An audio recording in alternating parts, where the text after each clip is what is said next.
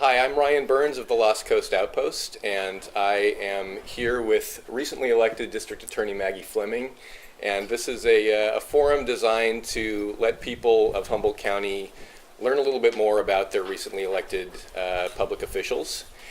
And so, Maggie, I'll just dive right in. Can you just describe a little bit about how your office is organized and a little bit about what each member of your office does? Oh, sure. So the office is broken down to three divisions, basically. We have the deputy district attorneys who handle all of the criminal cases from start to finish. And then we have an investigative unit, and that's made up currently of approximately 9. There's a couple of half-time folks there. And they assist the deputy DAs with locating witnesses, getting evidence together, and on occasion assist other law enforcement agencies with cases. And then there's also all of the clerical people who work to handle the volumes of paperwork that come in every day and that assist the public. Within that division, there's also a victim witness program, and we have 7 advocates in that office who assist victims and witnesses throughout the process, and in fact after the process too. They are involved with helping people deal with court, deal with all the logistics that can occur when someone's a crime victim. There's state funding to assist with things like crime scene cleanup and funeral costs, those sorts of things. And that's what our victim witness advocates do for the public. So one thing I know that I remember you talking about on the campaign trail was changing a little bit about how the office was organized and how cases are prosecuted. Specifically, you talked about vertical prosecution. Can you explain what that means and describe how it works in the courtroom? Yes. So vertical prosecution means that one person handles the case from the day it comes to the office all the way through sentencing. And in fact, vertical prosecution isn't really just one person, it's a team of people. So in our office, it's the deputy DA, it's the DA investigator, and it's the victim witness advocate. And they work as a team. We had that with the child abuse services team. So for children who have gone through an abusive situation, who have reported it, we had one prosecutor assigned and one investigator assigned. I've also now set that up for domestic violence. It's not just important to the person as they're going through the process to have that sort of continuity and support. It's also important because it helps them and it helps us more effectively prosecute the case. As you can imagine, for a lot of people who are victims of crime, their life can be thrown in total upheaval. They can have it can impact them in a lot of ways. Sometimes people lose their work because of it. They can lose their family ties because of it.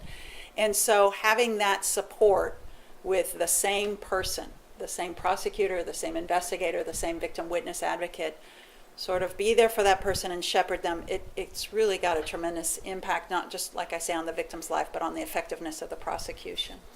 And so you've already implemented Yes. that since you came into office? Yeah. And is it working well? It is. Okay. It is. It's. We were really lucky. Lynn Soderberg, who was the chief at HSU, was preparing to retire, and we offered her a position to come half-time to our office to assist in the domestic violence cases, and she's had contact with the domestic violence unit, county-wide unit, for a number of years, and she agreed to do that, and that's had a tremendous impact on our domestic violence prosecution. And then I have Kelly Neal, who's a very experienced prosecutor, assigned to those cases vertically.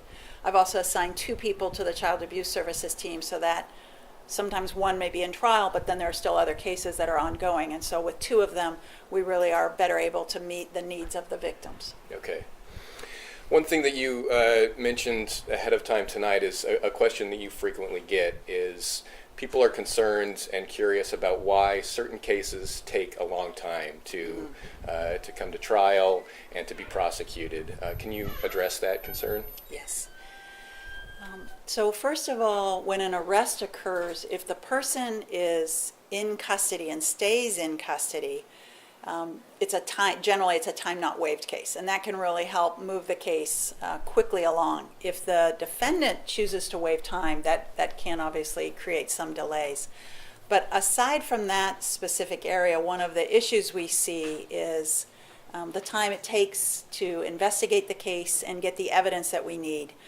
One issue that I saw early on that's been pretty significant is with manslaughter, vehicular manslaughter cases. While we are very quick, our local lab is very quick to analyze alcohol to determine whether or not a person has other substances, specifically drugs in their system, it goes out of the area to a lab that has a huge backlog. And so it was taking months for us to even be able to make a decision as to whether or not to charge someone who had killed someone in a vehicular situation. One of the things that I've done to address that is we're now contracting with a private lab, and so our turnaround on lab results has been, it went from months to being within a week or two, so that's been helping. But one of the delays... Sorry, is that a local lab? No. Okay, So but it's faster. It's much faster. Private labs are obviously going to be, they don't have quite the same backlog, so they're quite fast. Is that significantly more expensive? Yes. Sorry to interrupt. No, I was just going to say, unfortunately, both the costs of the analysis, but also we're then going to have to bring those experts from out of the area here to testify. I'm willing to do that because it's manslaughter. And so as you can imagine, I had, cases where parents and family members were calling weekly to say, you still haven't charged this case. What's the delay? And it's offensive to just say week after week, we're still waiting on results. So those are some of the delays we can see up front. DNA is another one that sometimes when we're not sure who's the perpetrator and we send it out for DNA work, that can take a significant amount of time. And then once the case is charged and going through the process, there can be delays similar to those. That is, sometimes the defense wants to seek an expert witness and have analysis redone. So those are some of the reasons why we have delays, and that's unfortunate. Sometimes it really is to preserve the rights of the defendant as he proceeds through or she proceeds through and to allow her time or him time to create the defense case they wish to present. Sometimes there are what I consider unnecessary delays where basically people's calendars get, sort of ahead of people, and so there's continuances. And those are the types of delays we're trying to stop. Okay. Another question you said that you get from time to time is what types of cases are not under the purview of the district attorney's office? So any type of civil dispute is not our case. And we have that frequently where neighbors who are in a dispute over property lines, those sorts of issues, those are really truly better handled civilly. And so we're not involved in those. We also don't handle any of the city code sections, any of the city ordinances. So, for example, if Eureka or Arcata passes, no smoking at the plaza or in Old Town, that is not a case that we ever see. And then we also share jurisdiction with the federal courts in a number of areas, and so sometimes those cases go federally and sometimes they stay with us. Okay. We've got some questions here submitted from the folks in attendance. And this one is, what is the rate of conviction versus acquittal involving a trial?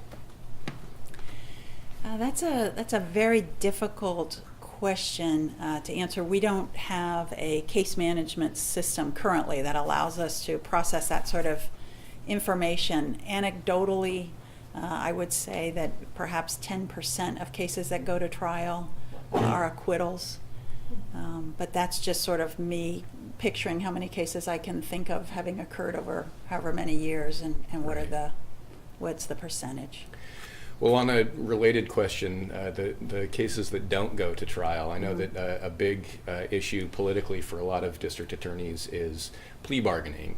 And I think, obviously there's a trade-off. A lot of people see a plea bargain as the perpetrator of a crime often getting off easy. Right. The trade-off, of course, is that it saves the public, the district attorney's office, both time and money from not having to go to a trial. So can you talk about the decision that goes into plea bargaining and how your office approaches that? Certainly. So plea bargaining is defined in the penal code as any negotiations between the defendant and the prosecutor that pertain to either the charges or the sentencing, the outcome of the case. So an example that perhaps occurs every day is with drunk drivers. There's two ways to charge a person, and that is driving under the influence while impaired, and then also driving under the influence and your blood alcohol's over the .08 limit. Those are basically charges that mirror each other. We always ask for a plea to one or the other. That is, in essence, a plea bargain, but it really doesn't change the outcome of the case. In some cases, you have the person who comes in and says, I'm just going to plead as charged and will proceed to sentencing. No plea bargain occurs. Then we have some cases where a person comes in and basically wants to plead to the most serious charge, and in exchange we agree to dismiss some of the other charges that perhaps were there because they were lesser offenses that we wanted to have as an option for the jurors should it go to trial. And again, it doesn't really change the outcome, but that would still be defined as a plea bargain.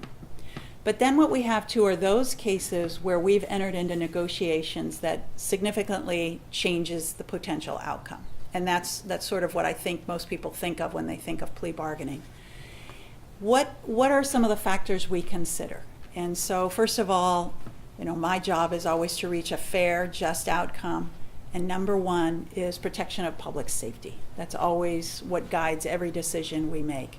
And so as you evaluate a case, what you're considering is the nature of the charge offense, but also who this individual is. Do they have a record? Is there something that says to you they have the potential to be a danger to the community moving forward? Because that is something you should definitely consider. And then also, as I say, you're always looking at what's the fair result in this particular case. And so you look at all the factors. If they have a substance abuse issue, if this is their first time offense. I think of a good example, and this is something we see frequently, is the first degree burglary. So when someone comes into a home, that's considered first degree burglary, and that's a strike. That is something that stays on the person's record, and forevermore, if they come before the court on a felony, it can be used to double the sentence that's imposed. Sometimes, and first degree burglary, the sentence potential is 2 years, 4 years, or 6 years, and that can be a prison sentence. It can also be a grant of felony probation. And so what we sometimes see is the 19-year-old who has absolutely no record whatsoever, who breaks into a neighbor's home for whatever purpose. So the question is the right outcome in that case prison? Most people would say no. And what's critical at that point is before we enter into any sort of resolution, we discuss it with the victim. It's very, very important to always remember victims' rights, that they have the right to be involved, whether it be in reducing sentences or changing the charges. And so we consult with them. And it's been my experience that so often they say, I think he should be given a chance. I think he should be placed on felony probation. I think he should be given a significant jail sentence, and I want restitution. And that's how we proceed. That's a plea bargain. I think the critical issue there is not only making that decision based upon, factors that make sense, that are reasonable, involving the victim because it's important that they're involved in the process, but I think it also is the right outcome. And I really do believe that when the public is aware of why we do things, how we make those decisions, they have a lot more confidence in the reason we enter into plea bargains. So I have another submitted question here, and this pertains to our illicit local marijuana industry. It says, what is the DA office's capacity to prosecute civil and criminal charges of land and water use violations resulting from new laws and regulations for marijuana growing operations? That's a very good question. So historically, we had some limitations on civil law, but it has changed recently. I would say, though, even years ago, one of the key pieces is we had health and safety code sections that pertain to when someone was damaging the land. Sometimes they were grading, sometimes they were altering stream beds to take the water. And so when I handled marijuana cases, that was something that I would require. And so they would come in with an engineering report to show that they had at least made as many of the changes and improvements that they could at that point make. Sometimes, unfortunately, the devastation is, you can't repair it. But currently, there's actually quite a bit more, and we are proceeding I have an attorney who's assigned to handle the fish and game as well as specifically environmental crimes. And we're moving forward with some of the newer changes in the law that are very specific to marijuana grows, as well as other people who, for whatever reason, damage, they buy land to put a house and then sort of promptly destroy the environment that is so important. So we are doing that, and that is sort of there's the civil and the criminal piece that go together, and we can proceed on both, and we do. How frequent is that? Well, it's as frequent as we can. We do have more involvement with Fish and Game and Water Quality Board with the marijuana cultivation search warrants. Okay. We're seeing that more now than perhaps we have seen in the past because of changes in the law. Another person asks, I was once told that we have one of just a few regional forensics crime labs here in Eureka. Can you talk about that? Yeah, the crime lab is, it's a really great lab. I came from Contra Costa, and we actually had one there too. And I remember when I was moving here thinking that was going to be unfortunate to move to a place that didn't have a crime lab, and then luckily we had one. It allows us, they'll come out to crime scenes. They can assist you in examination. They're trained in blood splatter evidence. They're trained in the collection of evidence. So specifically, they're very aware of specific issues. Having someone who is really knowledgeable in, trajectory of bullets and how things will be impacted, whether it's shattering glass or anything like that, when you're examining a crime scene is really significant. It's really very, very helpful and makes us much more effective at our jobs. I've had with some of the Department of Justice criminalists go through like an automobile for specifically looking at it for purposes of the crime. And it's been phenomenal how much information they can provide us as they go through that process. And then, as I mentioned, they're very efficient with, they only do the blood alcohol analysis. We get results on that very quickly. They can do sexual assault examinations of the evidence, and they help us with that because they can detect various bodily fluids that can show specifically types of crimes that have occurred. So they're very, very helpful. Very CSI. And we're really lucky to have a regional lab. So I find this to be a very interesting question for a prosecutor.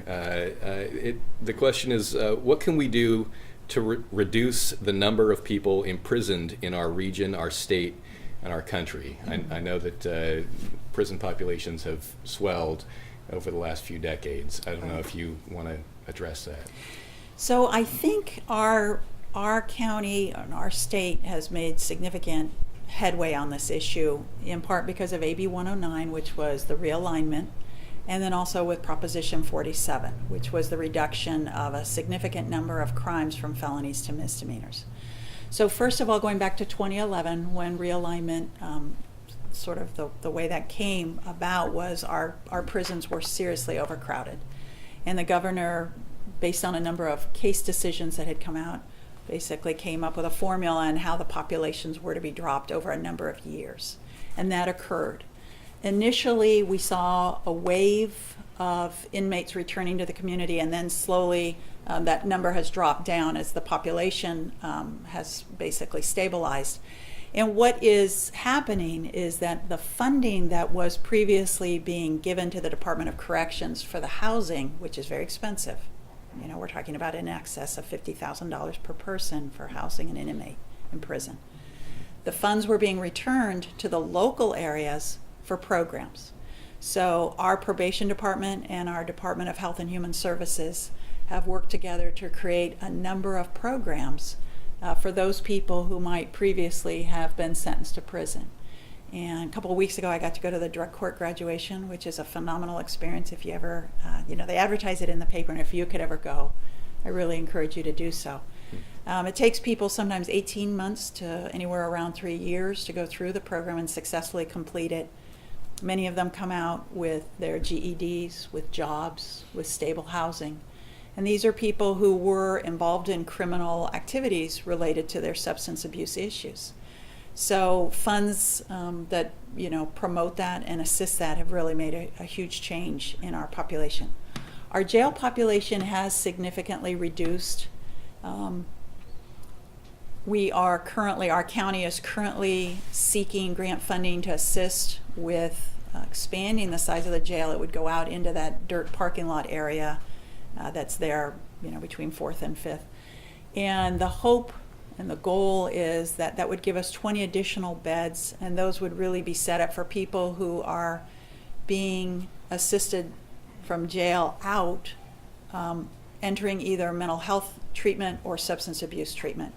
Because, as everyone I'm sure can understand, the idea that someone's released from jail and given an appointment to go somewhere on a date in the future isn't always the best way to try to deal with people who have that significant sort of problem, either substance abuse or mental health issues. So that's going to be part of the hope with the sort of the expansion of the jail and that purpose. Part of the funding has helped Department of Health and Human Services provide more additional mental health counselors to the jail to see those who need it. As you can imagine, there is a significant overlap in any jail population between those who are homeless, those who have mental health issues, and those who have substance abuse issues. So the more that can be addressed in that population, the better off not only that population is as they move outside, but also as community members, and then for our community in general.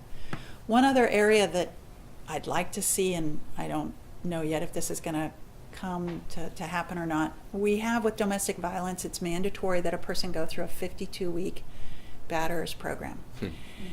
For a lot of people, that's a very difficult process. Again, for a lot of the population that we're talking about that needs that, the idea that you are regularly attending a class is something that's sort of beyond their capability. Something that was mentioned to me the other day, and I thought that's a really good idea, a public defender said, sort of always the stopping point when people are going to enter into a plea to domestic violence is that 52-week program. A lot of them say, I'd rather not plead, take it to trial and fight this than commit myself to something that I don't think I could successfully complete.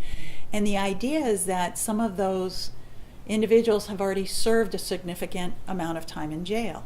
And what would be ideal is if we could set up that program for the inmates, because I think a lot more of them would successfully go through the program and perhaps move it towards more, rather than 52 weeks, maybe have it be for 2 or 3 hours a day, every other day or something like that over a period of a month or two. And I think we'd be much more successful in addressing some of the issues that need to be addressed with those cases. Interesting.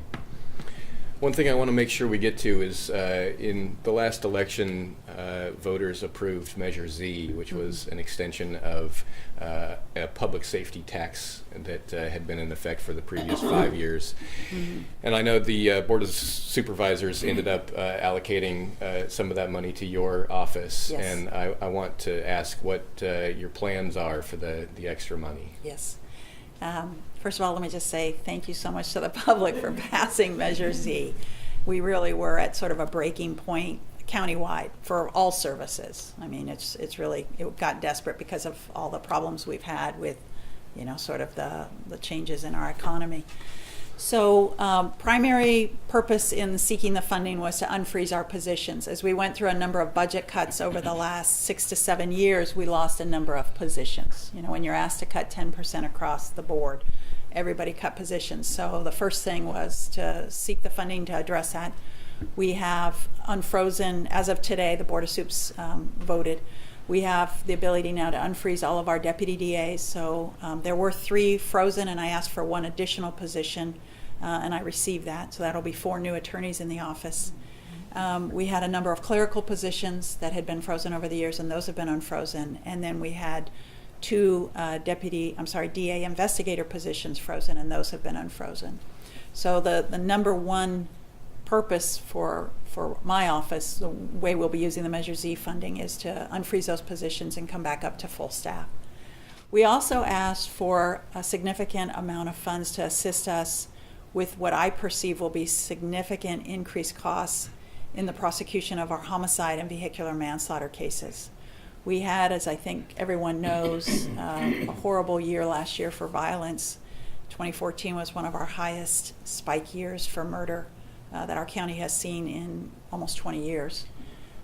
So those are sitting there waiting to go to trial. Murder cases tend to be very expensive. You have to bring in expert witnesses, pathologists, sometimes witnesses from out of the area. So I knew our